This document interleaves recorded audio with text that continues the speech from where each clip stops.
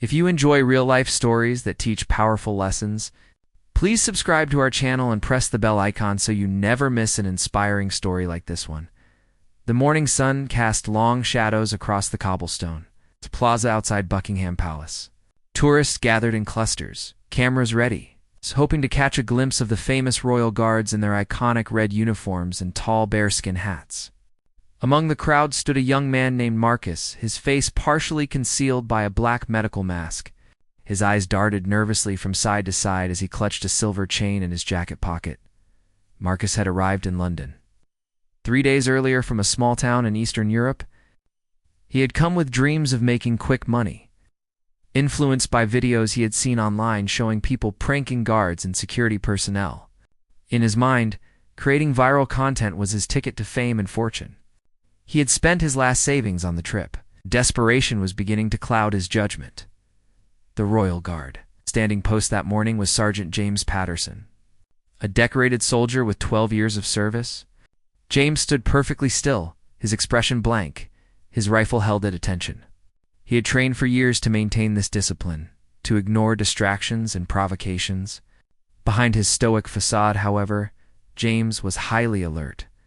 His military training had taught him to assess threats without moving a muscle. Marcus watched James for nearly 30 minutes, waiting for the right moment. Other tourists took photos and occasionally tried to make the guards laugh or react, but James remained unmoved. Marcus felt his confidence growing. He pulled out his phone and set it to record, propping it against a nearby wall with a clear view of the guard post. His plan was simple, or so he thought. He would approach the guard, loop the chain around his neck as a joke, and capture the guard's reaction.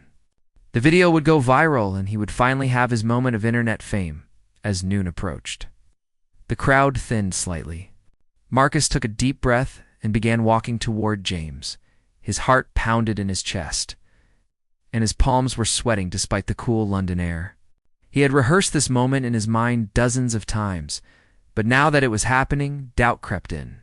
Still, he pushed forward, driven by the vision of millions of views and comments praising his boldness.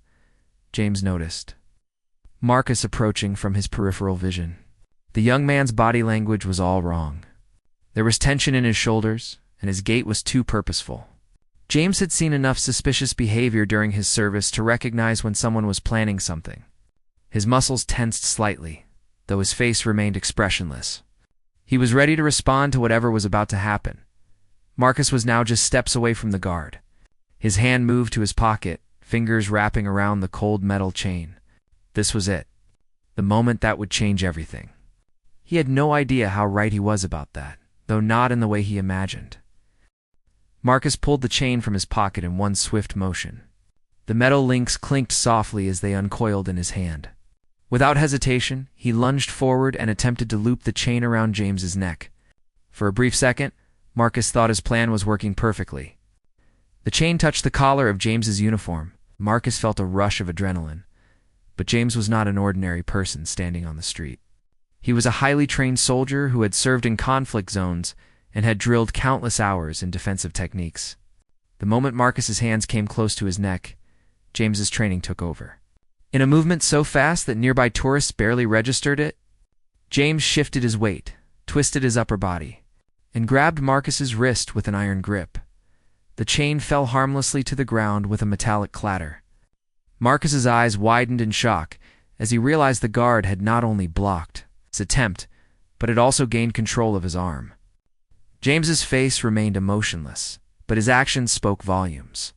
With precision and controlled force, James rotated Marcus's arm behind his back, causing the young man to bend forward involuntarily.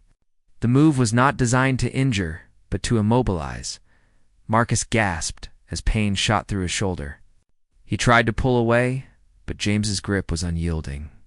Other guards who had been stationed nearby immediately moved toward them, their boots striking the pavement in synchronized rhythm. Within seconds, Marcus was surrounded by 4 royal guards, all maintaining their professional composure while ensuring the situation was contained. Tourists who had been taking photos suddenly found themselves witnessing something far more dramatic than a simple changing of the guard ceremony. Some gasped, Others quickly pulled out their phones to record, and a few parents ushered their children away from the scene. The atmosphere shifted from casual tourism to tense uncertainty in mere moments. Marcus struggled to breathe. It's not because of any physical pressure on his throat, but because panic had seized his chest. His grand plan had collapsed in seconds, and now he was restrained by military personnel in front of dozens of witnesses. His mind raced with the consequences. What would happen to him? Would he be arrested? Would he be deported? The viral fame he had imagined was now replaced by the very real possibility of criminal charges. A senior officer approached the scene, his uniform bearing insignia that marked him as a commanding presence. Captain Richard Morrison had overseen palace security for 7 years and had dealt with numerous incidents, ranging from harmless pranks to genuine security threats. He assessed the situation with experienced eyes. Noting the chain on the ground, Marcus's frightened expression, and the phone still recording against the wall, Captain Morrison picked up the phone and stopped the recording. He then turned his attention to Marcus, who was still held firmly by James. The captain's voice was calm but carried unmistakable authority as he asked Marcus to explain his actions. Marcus stammered, his English breaking down under stress, trying to explain that it was just a prank, just for social media, that he meant no harm. But even as the words left his mouth, he realized how foolish they sounded. The Metropolitan Police arrived within minutes, their patrol car pulling up to the palace gates with lights flashing but no siren. 2 officers stepped out and made their way through the crowd that had now grown considerably. News of the incident had spread quickly among tourists, and everyone wanted to see what was happening. The officers conferred briefly with Captain Morrison before approaching Marcus, who was now standing upright but still under the watchful eyes of the royal guards. Officer Sarah Chen took the lead in the questioning. She had dealt with similar incidents before, though most involved verbal harassment or attempts to touch the guards rather than anything involving a chain. She asked Marcus for his identification and travel documents. With trembling hands, Marcus produced his passport and a crumpled tourist visa from his pocket. Officer Chen examined the documents carefully while her partner, Officer David Walsh, retrieved the chain from the ground. Placing it in an evidence bag, Marcus tried to explain himself again, this time more coherently. He spoke about the videos he had seen online, about people doing pranks and getting millions of views, about how he thought it would be funny. His voice cracked with emotion as he realized the severity of what he had done. He insisted repeatedly that he meant no harm, that he never intended to hurt anyone, that it was supposed to be entertainment. Officer Chen listened patiently, taking notes in her tablet. When Marcus finished, she looked at him with a mixture of sternness and something that might have been pity.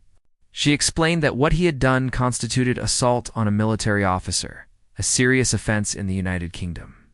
She also pointed out that attempting to place any object around someone's neck could be considered a threat of violence.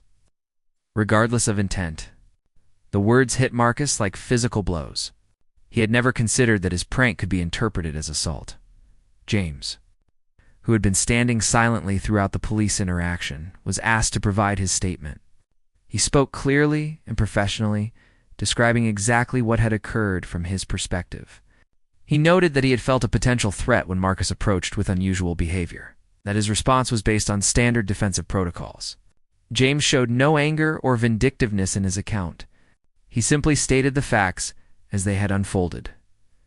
Captain Morrison added his observations, mentioning the premeditated nature of the act, evidenced by the recording phone, and the chain prepared in advance. He emphasized that the royal guards faced numerous provocations daily, but this incident crossed a line from mere annoyance to potential danger.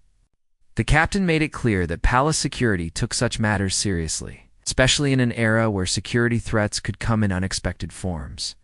Marcus felt his world crumbling around him. The adventure he had imagined in London was turning into a nightmare. He thought about his family back home, about how disappointed they would be when they found out. He thought about the money he had wasted on this trip, money his family could barely afford to lend him. Most of all, he thought about the arrogance that had brought him to this moment. The belief that views and likes were worth risking everything for an officer? Chen informed Marcus that he would need to come to the station for formal processing. She explained that he would be charged, and that the severity of the consequences would depend on various factors, including his cooperation and criminal history.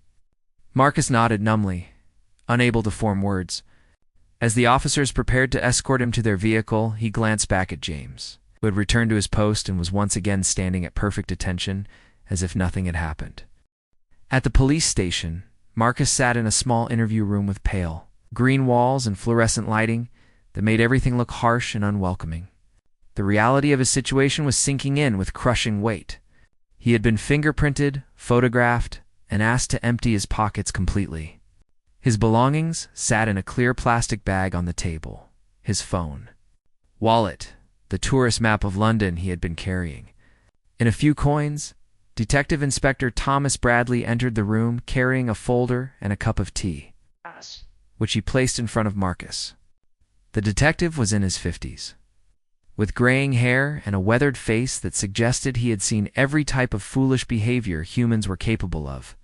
He sat down across from Marcus and opened the folder, reviewing the preliminary report filed by Officers Chen and Walsh. Detective Bradley began by asking Marcus about his background. Where was he from? What did he do for work? Why had he come to London?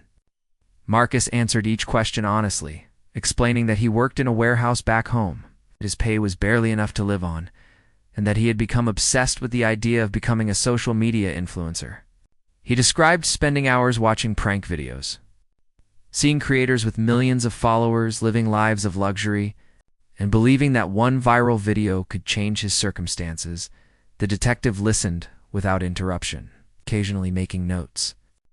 When Marcus finished, Detective Bradley leaned back in his chair and was quiet for a moment. Then he began to speak, not in a harsh tone, but in the manner of someone trying to make a foolish young man understand something important. He explained that the internet had created an illusion that fame and success were just one outrageous act away. He talked about the thousands of people who had ruined their lives chasing viral moments, ending up with criminal records, injuries, or worse. Detective Bradley pulled up several news articles on his tablet and showed them to Marcus. There was a story about a young man who had died attempting a dangerous stunt for social media. Another article detailed someone who had received a prison sentence for a prank that had terrified innocent people. A third story showed how a viral prank had destroyed someone's career and reputation permanently. Marcus looked at each story with growing horror, seeing his own misguided thinking reflected in these cautionary tales. The detective then addressed the specific charges Marcus was facing. He explained that assault on a royal guard was taken very seriously by the British legal system. The guards were military personnel performing official duties, and any attack or threat against them was prosecuted with the full force of the law. Marcus could face up to 6 months in prison, a substantial fine, and deportation with a ban on returning to the United Kingdom. The detective also mentioned that this incident would create a criminal record that could affect his ability to travel to many countries in the future. Marcus felt tears welling up in his eyes. He had come to London with dreams of excitement and recognition, but instead he had created a disaster that would follow him for years. He asked the detective what would happen next. Detective Bradley explained the process. Marcus would be formally charged. He would appear before a magistrate, and depending on various factors, including his guilty plea and cooperation, a sentence would be determined. However, the detective also mentioned that there might be some room for leniency. Marcus had no prior criminal record. He had been cooperative since his arrest, and he had shown genuine remorse. The detective suggested that Marcus might benefit from speaking with a duty solicitor, who could help present his case in the best possible light. He also mentioned that James, the royal guard, would have some input in the proceedings, as victims of assault were often consulted about the impact of the crime and their views on sentencing. 3 days later, Marcus found himself in a courthouse waiting area, sitting next to his assigned solicitor, a woman named Elizabeth Hart. She had reviewed his case thoroughly and developed a strategy for presenting his situation to the magistrate. Elizabeth had explained that, while what Marcus did was serious, the courts did take into account factors like remorse, cooperation, and whether the defendant posed an ongoing threat to society. What Marcus did not know was that Elizabeth had also spoken with representatives from the Royal Guard and had learned something unexpected.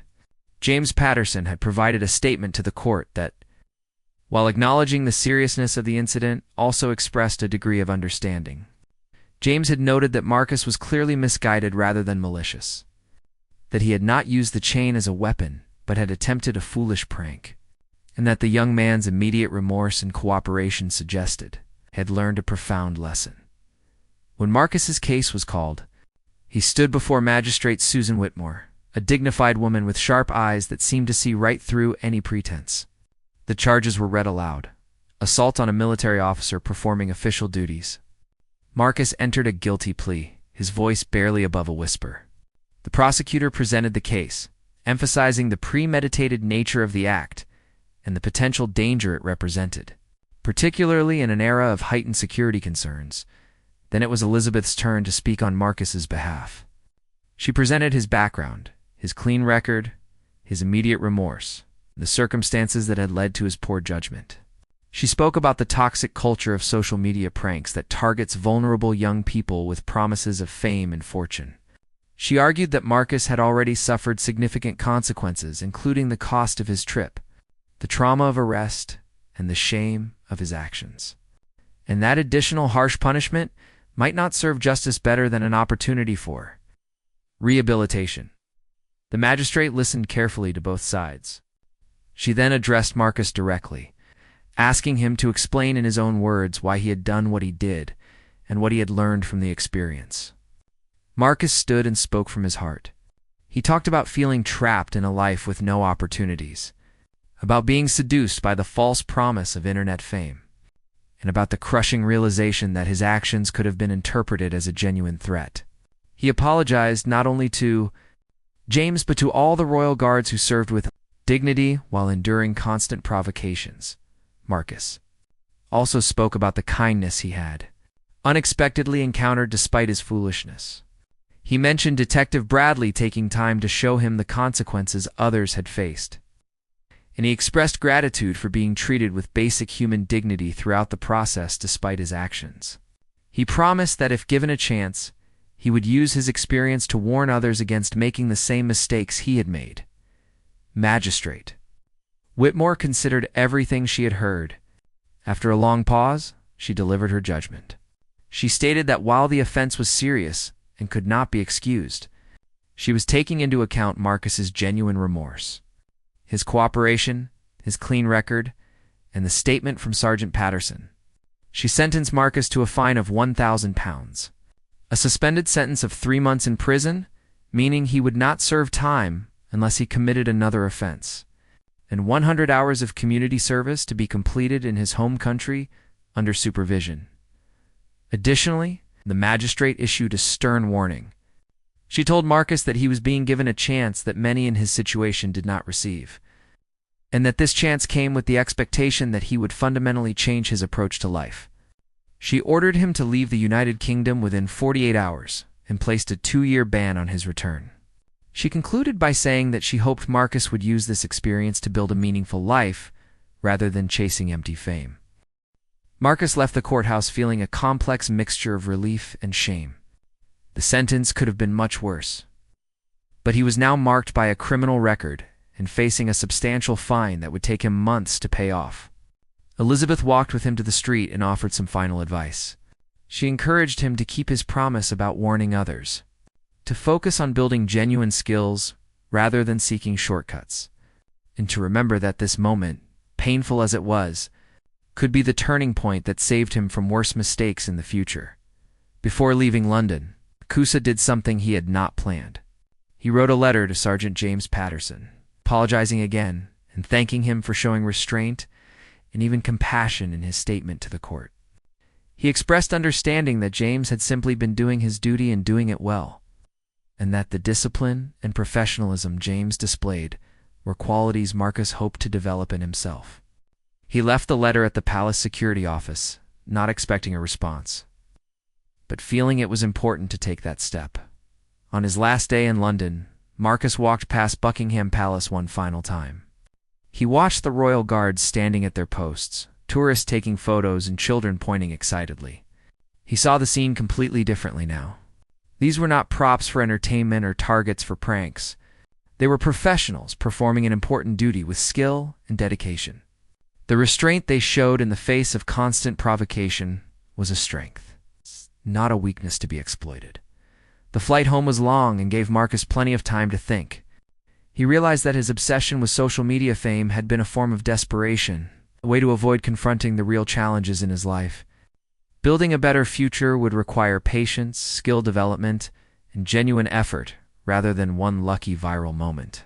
He thought about the people he had met during this ordeal. Detective Bradley, with his hard-won wisdom, Elizabeth Hart, who had defended him despite his foolishness, and James Patterson, who had shown mercy when he could have pushed for harsher consequences. When Marcus arrived home, he faced the difficult task of explaining everything to his family. His father was angry at first, disappointed that his son had wasted money and gotten into legal trouble.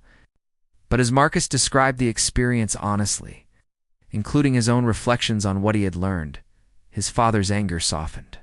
His mother cried but also expressed relief that the consequences had not been worse. They agreed to help him pay the fine over time, and Marcus committed to repaying them with interest. True to his promise, Marcus began using his experience to create content, but not the kind he had originally imagined.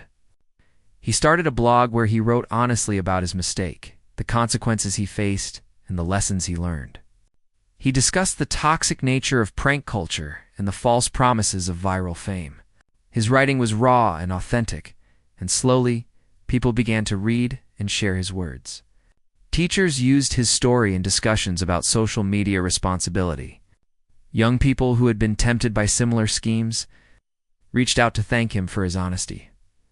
Marcus also threw himself into his community service, working at a local youth center where he talked with teenagers about making good choices and avoiding the traps he had fallen into. He found the work meaningful in a way his warehouse job had never been. He began taking online courses in youth counseling and social work.